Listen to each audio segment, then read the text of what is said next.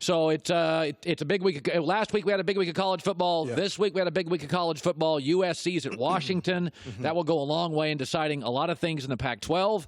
And we also have a situation where Wisconsin steamrolled Michigan.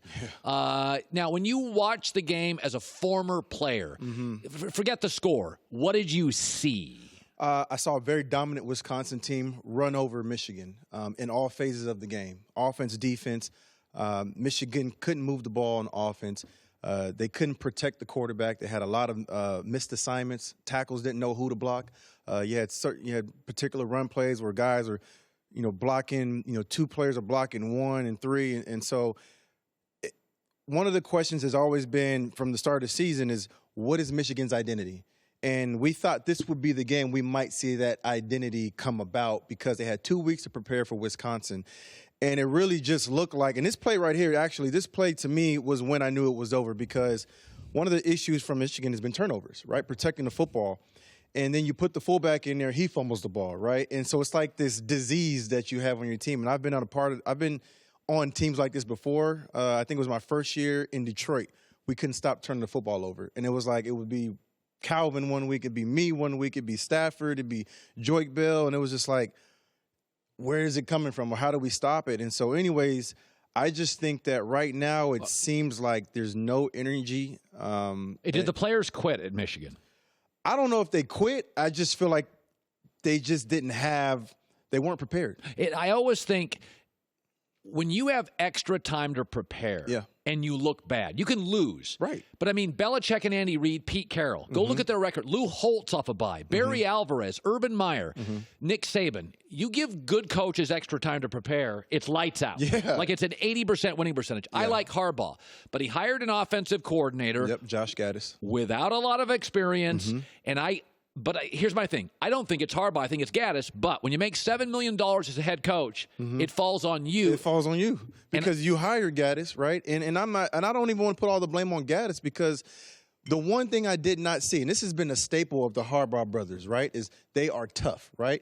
When Harbaugh was with the San Francisco 49ers, I hated playing that team because they were tough as nails, and you knew that it was going to be a physical game, right? Oh, yeah. You knew Patrick Willis was going to line up and try to smack you in the mouth. You knew that. He did the same at Stanford. Exactly. At Stanford, too, They became the most physical team. It was USC and Pete Carroll, and Harbaugh's Stanford team was the most physical team in the conference. And I did not see that this game with Michigan. I didn't see any physicality. I didn't see anybody on the sideline angry that they were getting whooped like that. I need to see leaders on the sideline screaming and shouting, what's going on? We got to pick this up. And I didn't see that. I didn't see that from the leader. I didn't see that from the quarterbacks. The quarterback looks indecisive. He looks like he's not sure how to be a leader.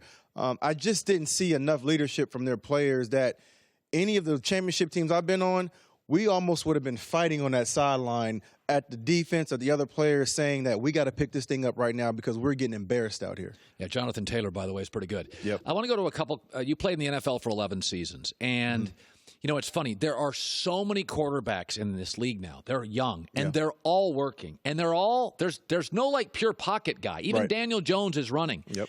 And I look at, and kind of can move, like You're Alex Smith. right. He can move long speed, straight speed. And I look at Cam Newton, and Cam's beat up. Yeah. And I wonder if, listen, Cam was exceptional. Yeah. But now I look at all these young guys, and I'm like, it feels like the clock's over. It's like ticking. it does. It feels like it's over for Cam. It's ticking because I always felt like Cam Newton had the ability to really revolutionize the position, the quarterback, the way that the game is being played at the quarterback position. Because before him, the only other real dual threat quarterback I can think of was Michael Vick, right? Yeah. If there's somebody else I'm missing in there, please remind me. Russell Wilson, I think, and Steve Young are the best ever. Yeah. And I think I think Russell's the best. Steve Young wasn't a dual threat like, RPOs. No, that didn't I mean? really exist. Right. I felt like Cam had the ability to be that. And now, like you just mentioned, every quarterback is that, right? Every quarterback coming out of college is a dual threat quarterback. And so you had the young kid that stepped in. He played exceptionally well for Carolina. So Cam's not new anymore. He's not new anymore. Everybody's doing this, and the other guys aren't beat up. They're not beat up. And so I always wonder because if you're going to play the position like a running back, you're going to also have to suffer the consequences that a running back suffers, and that's injuries, right? And I wonder how much of the injuries have mounted up against his body to where now his body is just failing him, right? And also I have to also wonder about off the field, like his business stuff that he's involved in, because I don't think that by his fashion and him dressing well, that means he's going to play bad on games, but perception is reality. And for quarterbacks, it's even more of a reality, right? Yeah. And so people will always go back to the game where the fumble in the Super Bowl, he didn't lay it all out on the line to go for the ball. And not that, listen, at the end of the day, that doesn't mean that Cam is not a great player. He's a great player. But the perception is he's not all in. He's not all in. That play's not all in. Exactly. And listen, there's a new owner there. Yes. He doesn't care about the MVP season. Right. He is looking at all this stuff. And he wasn't there for that. And Kyle Allen cost him a nickel. Yeah. And he's like, well, if I get all these young quarterbacks, I can save some money. Yeah. Let me ask you about, let's go to Cleveland. And I've talked a lot about Cleveland, but I do think they're fascinating. Yeah. Because I always felt Cleveland would lose a bunch of games early and then win a bunch of games late, and they'll be a borderline playoff team. I don't have them getting in, but I have them fighting for it late. So the first part of my prediction is happening. It's interesting because they gave Freddie Kitchens the job. He was a position coach this time last year. Yep. Is it possible that Baker had too much influence on the coaching hire? Well, this is all still kind of new to me. The one thing I will say that if Baker had an influence on who was going to be the next head coach, then the Browns are exactly who we thought they were. Because there's no way in hell a rookie quarterback should dictate to an organization, a professional organization, at who the next head coach is going to be. He's still trying to learn how to play football at this level, let alone should he be dictating this is who my next coach should be. Because, again, there's a lot of great experienced head coaches out there that could have taken this job, and it kind of leaves you to wonder what some other coaches could have been. I'm not ready to write them off, but we got to have a sense of urgency right now because you guys are way too talented to be putting that kind of film on tape, right? And the eye in the sky does not lie. And what we've seen so far from Browns is not good enough to not only get to the playoffs, but not even to win that division. Oh, God, no. Baltimore looks 1,000 times looks better. Really good right now. Yeah. It's interesting. I was saying this, and I'm not a tape junkie. I watch games, and then I bring on analysts like you. Yeah. When Baker rolls right, he doesn't only roll right, he rolls right and back because he's a 4.8 40 guy. Yep. So the defensive end runs faster. When Lamar rolls right, he runs parallel to the line and makes the corner. Yes. Daniel Jones outran a corner. Yes. So when Baker rolls right, he's rolling back. Yep. Because that happened a lot in that game. Yes, there because were a lot of fadeaway throws in that game. Those are low percentage throws. So Yep. if you're going to be a scrambler like Russell Wilson or Lamar, even Alex you Smith, better have the speed. You got to be able to turn the corner. Baker's throwing back foot. Yep. He's got to do a better job at staying in the pocket. Obviously, his offensive line has to do a better job protecting him. But he's got to get comfortable living in that pocket because you ain't outrunning Aaron Donald to that sideline like he just tried to do right there. You're not. And you're not outrunning. Every team has a fast guy, has an elite player that will knock your head off and that can run you down. And so in this league, if you don't have Lamar Jackson speed, you need to find ways to live in that pocket so that you can deliver that football down the field. And I've seen Baker do that. He can do that.